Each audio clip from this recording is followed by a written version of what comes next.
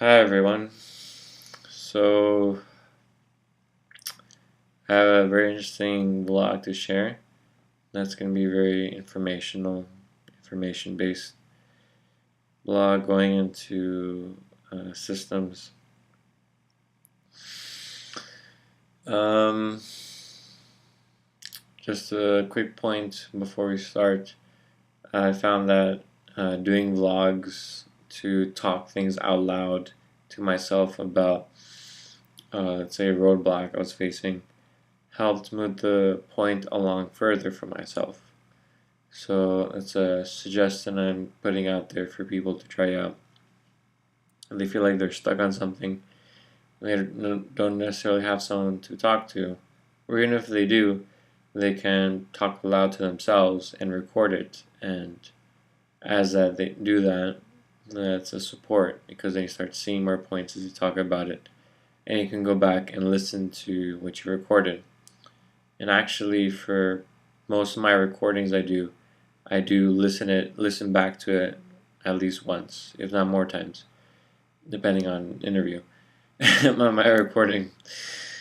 So yeah, I do learn from myself and reflect on what I've said. It's a way to support myself. Anyway, so to talk about the point today. So I had to face a roadblock, and I did use this very technique that I just was talking about now during recording. And it wasn't enough, but it did move the point along, and then I was able to, what was the breakthrough for understanding this was just keep on looking at newer dimensions. And this is what it was finally, to say, the breakthrough was that, okay, well, I just looked at everything that I could so far, and I was stuck there, so I was like, okay, let me just take, let's say, a break, I guess. So I was playing this video game, and I'm kind of like, while playing this video game, I was kind of like half playing the game, but also half just looking at the point. I was like looking, okay, what is this I'm feeling? What is this I'm experiencing? Going over the points again, sort of doing another activity while doing this. And eventually, while playing the game, like, I have this phrase that came out, and in relation to the game that was related, and it was like this memory, for video games, for the situation, for the context. And that was like a realization, like, I was like, oh, okay, now I see this very clearly. And then I was able to take that, like, it was a clear motion in a way, because this roadblock I was facing was to really bring the point here and actually feel it in my body and like actually see it. And so having this, playing this game, sort of brought this point out, and I was able to see it, well, because I was reflecting on it. And then I was able to really have a really clear basic explanation of what's going on and a solution as well. So there's my intro, which is very ambiguous and vague because I'm not giving much context or detail of this system. So let's go back now and just talk about the system I've been looking at. So let's see here. Okay, so this is generally like an attack system. When I'm attacking someone, in my body, I feel like my blood pressure is rising.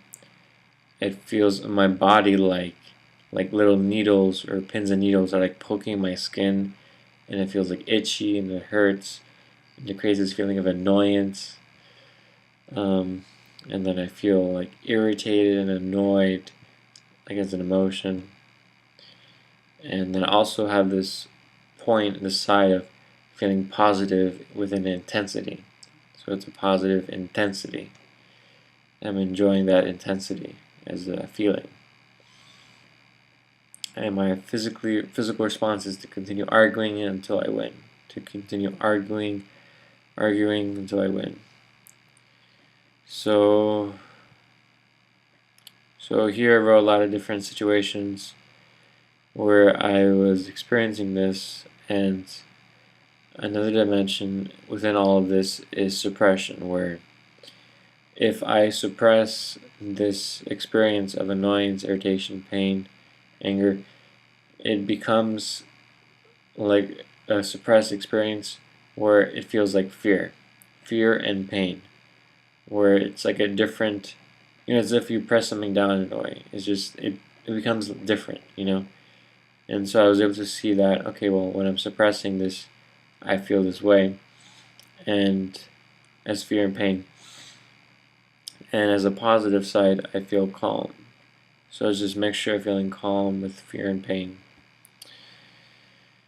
Now, what is interesting is these situations which are very context-based, where someone is laughing at me is one context. If someone is talking about me is another context. If someone disrupts me while I'm very focused on something.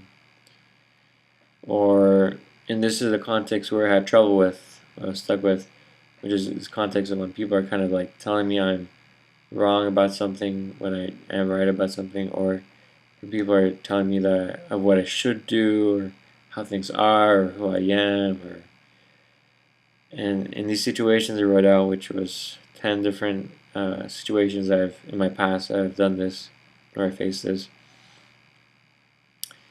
and they're all a little bit different, and it's just about, like I said, like people are telling me things, and what is interesting is in all these cases that I end up following what the person says. I end up listening to what the person says, even though I'm experiencing this irritation and annoyance, and I can see that clearly because I do explode with it. But what is going on is that I'm suppressing it. So here in these situations where someone tells me these things, I suppress it, I don't really look at it, and I still feel the anger, irritation, but I don't really feel it. So all I feel is more like a calm, sedated, tranquil, easygoing state, and that's sort of how or why I'm able to follow what they say kind of blindly, kind of, because of my easygoing state of it. Now, okay, so here's when I was able to do the breakthrough. It was with this phrase, "You are a noob." And, playing video game, if you know video games, people say noob a lot. And it was just, within this memory of being called a noob, I was very young, I was playing a specific game, and I was really new at it. I just felt so angry, so irritated, so annoyed. And because of that, I was able to really experience it within my body. It was very clear. Whereas with these 10 examples, I couldn't really experience the anger, irritation, annoyance, which is kind of weird because I do know it's there, I just couldn't really experience it within my body. So I really wasn't able to investigate it, so that's what was my roadblock.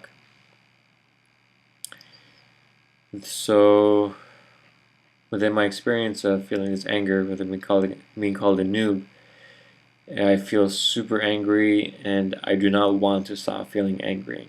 I want to continue to feel angry. And physically, I feel a pain in my stomach, and I blame this pain on the person calling me a noob.